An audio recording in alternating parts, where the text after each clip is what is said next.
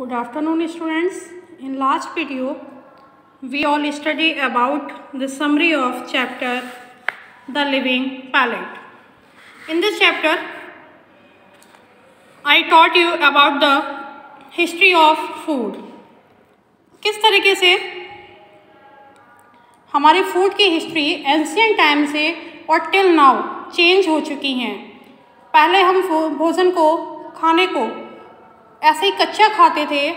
After it in middle age हमने इसको roasting कर स्टीमिंग, बॉइलिंग एंड बेकिंग करके खाना सीखा। टिल नाउ आज हम खाने को बहुत सारी रेसिपीज़ के साथ खाना सीख चुके हैं। अलग अलग रेसिपीज़ के साथ हम इस खाने को खाते हैं। Now start the lesson passage number 3. The household had their pick of wild fruits, vegetables, roots, nuts and seeds, grains, seafood, insects and grubs, meat and eggs, and for the sweet-toothed there was a dollop of wild honey too. Households their pick. पहले क्या था कि पहले जो लोग थे वो लेकर आते थे वाइल्ड फ्रूट्स को, जंगल से फ्रूट्स को लेकर आते थे, वेजिटेबल्स सब्जियां लाते थे, रूट्स जड़ जैसे कि कैरेट है, रेडिश है, इस तरीके से जो चीज़ें होती हैं उनको रूट्स बोला जाता है। नट्स में मूंगफली है उसको नट्स में बोलेंगे। एंड सीड्स बीज, ऐसी बहुत सारी चीज़ें हैं जिनको हम सीड्स में खाते हैं, जैसे कि फॉर एग्ज़ाम्पल बीन्स होते हैं वो सीड्स में ही आते हैं। ग्रेन्स अनाज हो गया। सी फूड मछली, जो हम मछली खाते हैं ना उसको सी फूड में इंक्लूड करेंगे। इंसेक्ट्स कीड़े मकोड़े and grubs, meat and eggs मांस और अंडे।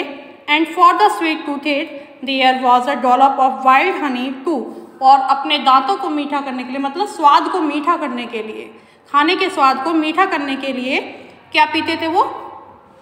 जानवरों का जो शहद होता है ना, हनी तो मधुमक्खियों से निकाला जाता है, लेकिन उनका जो एक वो मीठा मिश्रण निकालते थे उसको भी वो डॉलप करते थे। डॉलप मीन्स होता है एक सूप की तरह पी जाते थे उसको। एक ऐसा खाना, डॉलप एक ऐसा खाना जिसको हम स्पून से खाते हैं, सूप की तरह, जैसे सूप लेते हैं हम स्पून के साथ, उसी तरीके से।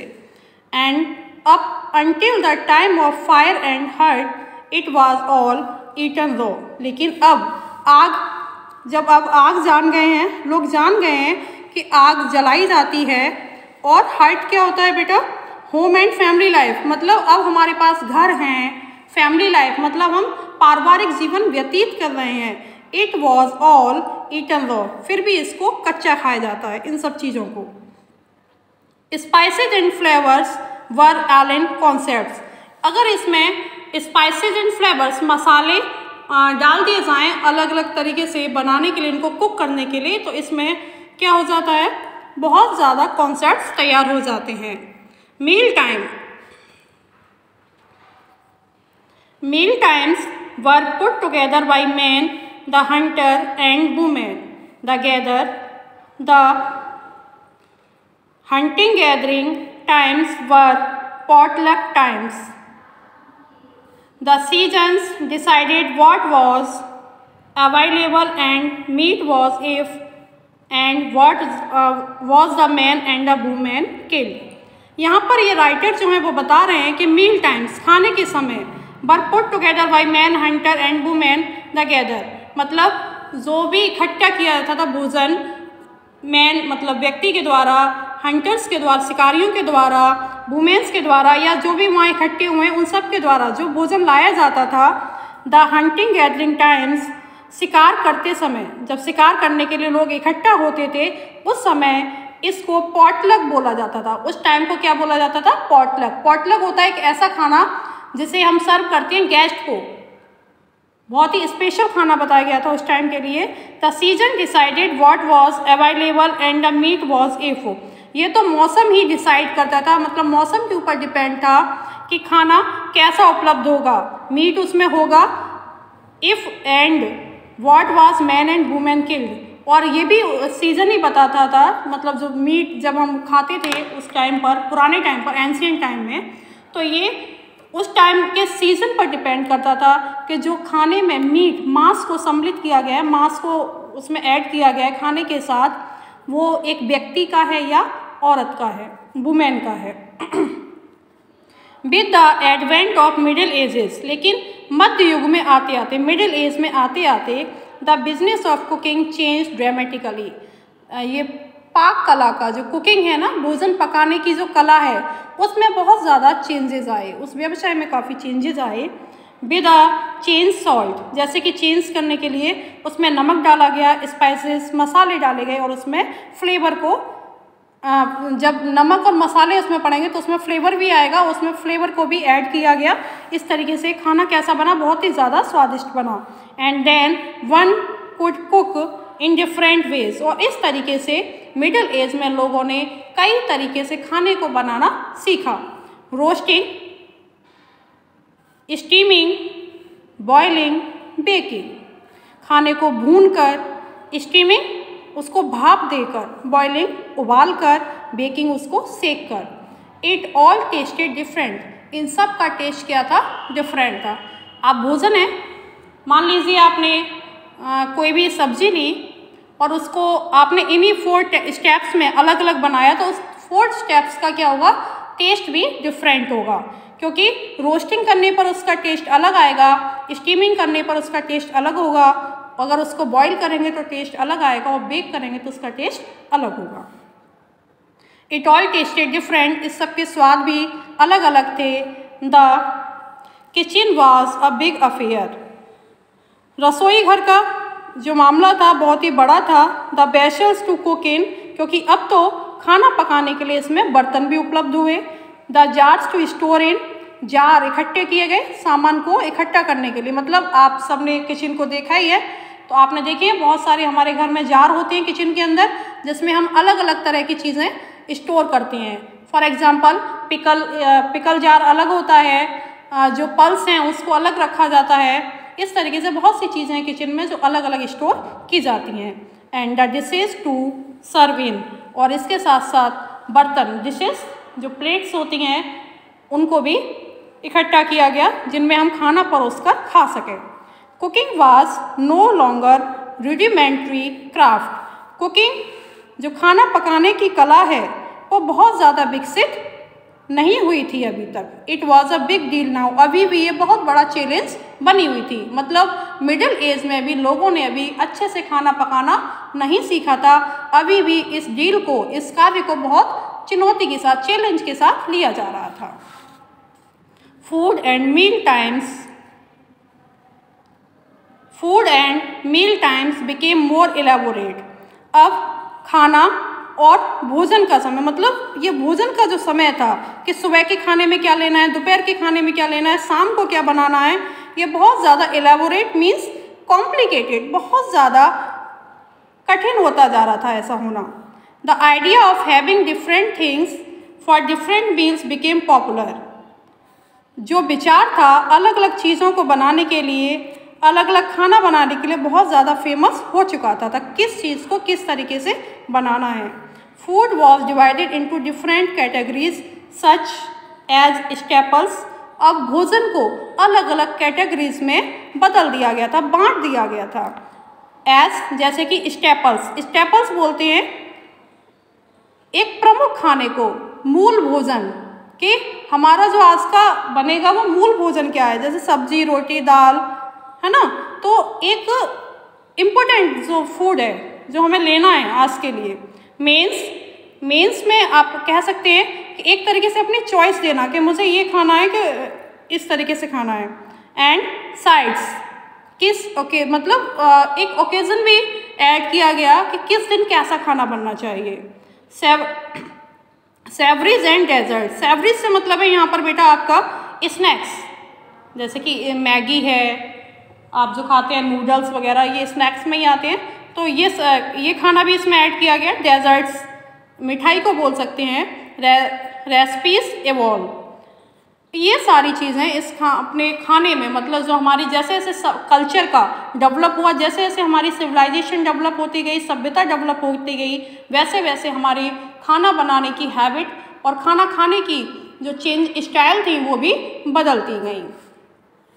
And cooking was a specialist skill now, और अब खाना बनाना एक बहुत ही महत्वपूर्ण स्किल बन गई, एक कला बन गई। Food became a centre feature as festivals, खाना अब क्या बन गया, एक बहुत ही इम्पोर्टेंट पार्ट बन गया फेस्टिवल्स, किसके, त्योहारों के लिए, सेरेमनीज, उत्सव मनाने के लिए, एंड सेलिब्रेशंस, और जो भी चीज़ें हम सेलिब्रेट करते हैं उनके लिए। मतलब बर्थडे पार्टी है तो अलग तरीके से खाना बनेगा, मैरिज सेरेमनी है तो अलग तरीके से खाना बनेगा, किसी फेस्टिवल को हम सेलिब्रेट कर रहे हैं तो उसके लिए अलग खाना होगा। मतलब अलग अलग इवेंट्स पर अलग अलग तरीके का, अलग अलग कैटेगरी का खाना बनने लगा। Growing food made a difference, लेकिन खाना ग्रो करने के लिए, मतलब खाना तो बनेगा लेकिन अलग अलग डिफरेंस भी आए, अंतर भी आए, अलग अलग के भोजन भी हमें इसके लिए क्या करने पड़ेंगे, उत्पादित करने पड़ेंगे, उत्पन्न खेतों में उनको उगाना होगा। Farming and live stock rearing started off and absorbing interest in food and the story of human relationship with food, but it was still limited to what grew naturally in soils around you. इसके साथ साथ जब ये skill लोगों में develop होने लगी कि अलग अलग फूड स्टाइल्स में हमें खाना बनाना है, कुक करना है, तो फिर जो था लाइव स्टॉक रियरिंग, मतलब पहले क्या था कि फार्मिंग के साथ साथ एक तरीके से आप पोल्ट्री फार्म बोल सकते हैं जहाँ पर मुर्गी पालन होता है, और ऐसे फार्म जहाँ पर गाय, भैंस और आपके बफेलो, काओ और इनके साथ साथ आपके अदर एनिमल्स जो हैं, पिग वगैरह, इनको भी फार्म हाउस पर रखा जाता था स्टॉक करके, और इनके किसको, मीट को खाया जाता था। तो ये सब इनमें इंटरेस्ट लोगों का क्या हो गया, कम हो गया। इनका जो फार्मिंग करना, मतलब फार्मिंग के साथ साथ जो फार्म हाउस पर इनको रखते थे तो उसमें भी लोगों का इंटरेस्ट कम हो गया, और उनका किससे रिलेशनशिप बढ़ गया, मानव का फूड के साथ इंटरेस्ट बढ़ गया। But it was still limited to what grew naturally, लेकिन अभी भी ये लिमिट में ही था कि उन्हें प्राकृतिक रूप से क्या उगाना है खेतों में, इन सॉइल्स अराउंड, जो खेत उनके आसपास हैं, जो मिट्टी, जो खेत उनके आसपास हैं, उनमें वो क्या उगाएं। From eat to live, to live to eat, पहले लोग खाते थे जीने के लिए, ईट टू लिव, मतलब पहले क्या फॉर्मूला था कि खाना खाना है किसके लिए, जीने के लिए, बट अब क्या फॉर्मूला है, टू लिव टू ईट, जीना है किसके लिए, खाने के लिए। मतलब अब लोगों का इंटरेस्ट खाने में बहुत अधिक बढ़ गया है। बियॉन्ड फीडिंग अवर बॉडीज, अपने शरीर में खाना खाने के साथ साथ food choices express and mirror societies and cultures, जो फूड चॉइसेस हैं वो बहुत ज़्यादा क्या होने लगी, प्रकट होने लगी। और जैसा कि आपको देख सकते हैं, मिरर क्या होता है, एक ग्लास को बोलते हैं, बट यहाँ पर ये जो यूज़ होगा वो इससे होगा कि आप अपने समाज में और अपनी सभ्यता में, अपनी संस्कृति में इन चीज़ों को देख सकते हैं कि आप फूड चॉइसेस कितनी बढ़ गई हैं। ऐसे भी फूड हैं जिनके नेम्स को भी हमने अभी उनसे हम इंट्रोड्यूस नहीं हैं, ऐसे ऐसे फूड्स के नेम हैं जिनको हम अभी जानते नहीं हैं, क्योंकि अलग अलग स्टेट्स में, डिफरेंट कंट्रीज़ में डिफरेंट फूड होते हैं। Social distinctions and religion identities, मतलब सामाजिक दूरियाँ, जो सामाजिक रूप से हम डिस्ट्रिक्ट्स भिन्न भिन्न हैं, जैसे कि आप यूपी में रहते हैं तो आपकी संस्कृति में आपके यहाँ का भोजन अलग है और एमपी का अलग है, साउथ का अलग है। तो इसी तरीके से social distinctions and religious identities, और धार्मिक जो परिचय है, जैसे कि कोई हिंदू है, कोई मोमडन है, कोई सिख है, कोई क्रिश्चियन है, तो इस तरीके से हमारी जो धार्मिक आइडेंटिटीज़ हैं, मतलब हमारे जो धार्मिक परिचय हैं, values and concern all find expression through food. तो इससे हमारे खाने की जो वैल्यू है, मतलब इम्पोर्टेंस है, महत्वता है उसकी, वो बढ़ गई। अलग अलग धर्मों में अलग अलग तरीके से खाना खाया जाने लगा। अलग अलग सोसाइटी में अलग अलग मतलब डिफरेंट सोसाइटीज़ में डिफरेंट टाइप के फूड को पसंद करने लगे, अपनी अपनी चॉइस सबकी अलग थी। While the elite dying of fine suits, मतलब एलिट एक तरीके से बोलेंगे एक इम्पोर्टेंट भोजन में fine suits meat season with spices from far off lands, मतलब ये पहले हम जो सूप को मीट को सीजन के अकॉर्डिंग खाना पसंद करते थे, ये सब हमने क्या कर दिया, इसमें स्पाइसेस को डालना, स्पाइसेस मतलब मसालों को डालना बंद कर दिया। Exotic fruits and vegetable, fancy breads and cakes, the poor were limited to more unexciting diet of plain bread, broths and stews, the occasional fish and meat, beans and some simple vegetables and so on। पहले क्या था कि हम fruits और vegetables को खाते तो थे, लेकिन इसमें अब एक्सोटिक मतलब इसको हम एक्सोटिक बोलेंगे, एक इंटरेस्ट के साथ, इम्पोर्टेंस के साथ खाने लगे, इंटरेस्ट के साथ खाने लगे। फैंसी ब्रेड्स मतलब अलग अलग वेराइटीज़ आने लगी हर चीज़ की, ब्रेड एंड केक्स की। The poor were limited to more unexciting diet of plain bread, लेकिन जो गरीब लोग थे वो अभी भी अनएक्साइटेड है, मतलब उतने उत्तेजित नहीं है अलग अलग वैरायटी के खाना खाने के लिए। उनकी ब्रेड अभी भी क्या है, उनके डाइट में जो ब्रेड है वो अभी भी साधारण है, broths and stews and the occasional fish and meat, वो ओकेजनल मतलब किसी विशेष अवसर पर ही फिश और मीट का सेवन करते हैं। Beans and some simple vegetables and so on, इस तरीके से वो अपने खाने में अलग अलग तरीके की वेजिटेबल्स को भी ऐड करते हैं। So students, thank you for today, meet in next video.